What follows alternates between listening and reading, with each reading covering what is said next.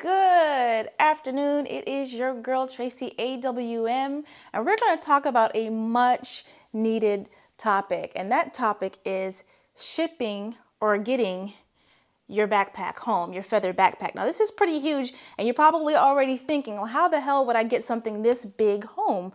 And I'm going to show you a few ways that you can accomplish that. Stay tuned. So one of the biggest things I want you to understand is wire is meant to be bent. Wire is meant to be bent. That's how your backpack was made in the first place. You can even use the same concept with your bras and your headpieces, especially when you're trying to get them home. There's a few ways to get your backpack home. One, you can mail it, and that can be very, very expensive. I did an individual a few years back, decided to FedEx home because I didn't know any better, and it cost me over $200. I really could have saved some money if I had known what I do now. Another thing that you can do is that you can fold your frame and put it inside a garment bag or inside your luggage. I'm going to show you how to fold a frame for your garment bag, and I'm also going to show you how to fold it for your luggage as well. The plus side to putting it in a garment bag is that it actually gets to get on the plane with you. Not always though, and I'm going to talk about that in a second. The plus side is that when you get on the plane, you have this garment bag. It's a part of your either personal item or your carry-on, and you can ask the airline stewardess to put it inside their storage bin where they keep their jackets and the pilot's jackets and things like that. That works out great. I have used it multiple times. I have not had any problems. The downside is that if they do not have any room on board, that means you're going to have to check the garment bag. If you haven't seen the videos, a lot of these people that load the plane do not treat things with love. And one of the things I will do is talk to you about how you can actually protect your feather backpack as it's traveling inside that garment bag if it has to be checked. Another way to accomplish getting it home with you is to actually fold the frame to put it inside of your luggage. I personally like to travel with a large rolling duffel bag. I personally like to travel with a very, very large rolling duffel bag if I know that my backpack is huge. So that way I have the large rolling duffel bag, and then I put my regular suitcase inside the rolling duffel, and then it travels as one piece. And then when I go back home, I take the regular luggage out and I fold the backpack into the large rolling duffel bag, and now I have two pieces of luggage, and I make sure that they mark the item that's inside the rolling duffel as fragile. So we talked about 3 ways to get your backpack home. Shipping can be very hella expensive. We talked about putting it inside a garment bag, and we also talked about putting it inside your luggage. Now I'm gonna do a demonstration. I have my little fancy garment bag thanks to Nadine Marabi. I put a hanger inside of it, and if you are worried about possibly having to check your garment bag, what you're going to do if you're at a hotel or if you have time to drive around to some stores or whatever, see if they have any cardboard boxes. You can put a long piece of cardboard in the back, and then once you get the backpack inside, you can put the long piece of cardboard in the front so it doesn't get damaged as much as it could possibly get damaged. It really just depends on who's handling your shit. So I have the length of my garment bag. As you can see, the top of the backpack to the bottom of the backpack has a little bit of feather poking out at the bottom, and that's no big deal. You'll find that a lot of times that your feather backpacks that have like a slight train can just be folded up. Or if you notice that the dimensions is just not going to work, don't be afraid to take some feathers off. You can always hot glue gun these feathers back on. Either way, it's still a lot cheaper than just packing it up in a box somewhere, okay? So first thing I always like to do when I get my backpack ready to take into the garment bag is I like to flatten it out as much as possible. This has got a little bit of curvature to it, and so you just see I'm just bending the wire, all right? So we have the shoulder part of the feather backpack. What we're gonna do is that we're gonna flatten it, just like so.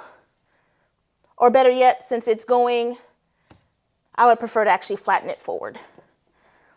And how you prefer to flatten it is really just dependent on you, but I'm gonna flatten it forward because I think it's the best thing to do. Now, the challenge with this backpack, and this is actually my first time packaging this backpack up, is that this is actually pretty wide, and most of your backpacks are not gonna come out as wide, but this is still very much possible. I may have to fold this piece in multiple parts and fold it back down to get it inside the garment bag because it still has to make the diameter of this garment bag. Okay. So I'm gonna flip it.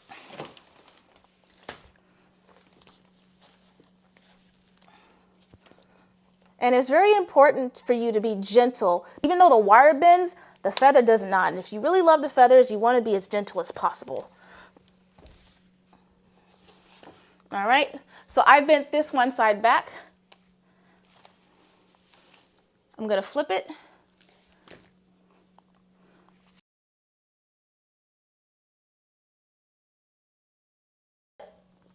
It's definitely a much cheaper alternative. Now, take a look at the garment bag. It looks like everything is pretty much going to fit once we get everything inside the bag. So I'm taking a look at this here. I'm going to flip it over and I'm going to bend the feathers naturally. So as you can see, these feathers want to pull forward. I will let it do that. And so do these as well. I'll let it do that. Now we get to pack it in the bag. If you're worried about your backpack being damaged and transferred, especially if you have to check this bag, like I said, there's also the cardboard method where you can put the cardboard in and then put the feather backpack in and then cardboard on top.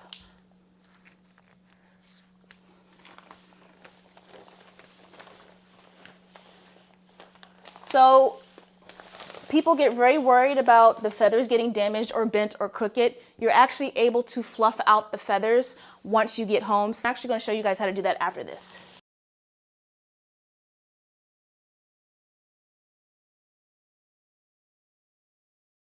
There you have it. You zip it up. This is where you would put your cardboard on top if you have it, and then zip it up. Ooh, watch the feathers.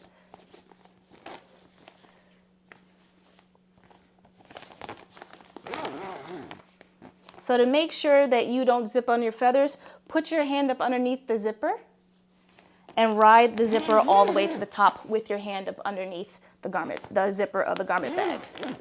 And that way you don't catch any feathers. And there you have it. Now this is the backpack that I wore for Houston Carnival. I packaged it up inside the garment bag, but I came home and I didn't bother to take it out. As you can see, the feathers need a little bit of life. So what I'm going to do is I'm going to show you how to fluff out your feathers whenever you get home from your trip. So here you see me just undoing everything I did to get the backpack home, putting everything back by folding in the opposite direction that it was folded, pressing everything nice and flat, and putting everything back to how it was originally. So due to travel and prolonged packing, you can see that my backpack looks a little bit lifeless. Well, actually it doesn't look too bad, but what we're going to do is I'm going to show you how to fluff out your feathers so they can be restored somewhat to its wonderful glory.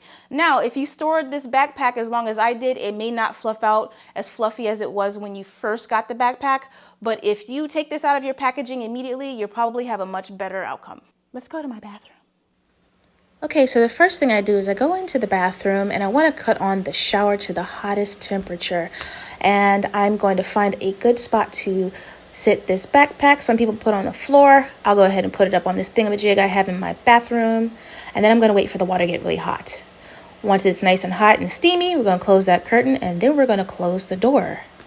After about 15 minutes or so, I'm going to go in and check the feathers. If it's not enough, you can go ahead and leave it in there longer. I know this backpack is damaged, so I wasn't going to try too much. And you don't want to keep it in the steam too long because it's going to get oversaturated. And that is it, guys. We talked about a few ways to get your feather backpacks home. We also talked about how to bend your wire to fit it into a garment bag or a suitcase. And I also did a short demonstration on how to fluff out your feathers once you get home. I hope this was super helpful to you. Experienced masqueraders, if you have any feedback, go ahead and sound off below in the comments. We are a community and it's all about helping each other. Take care.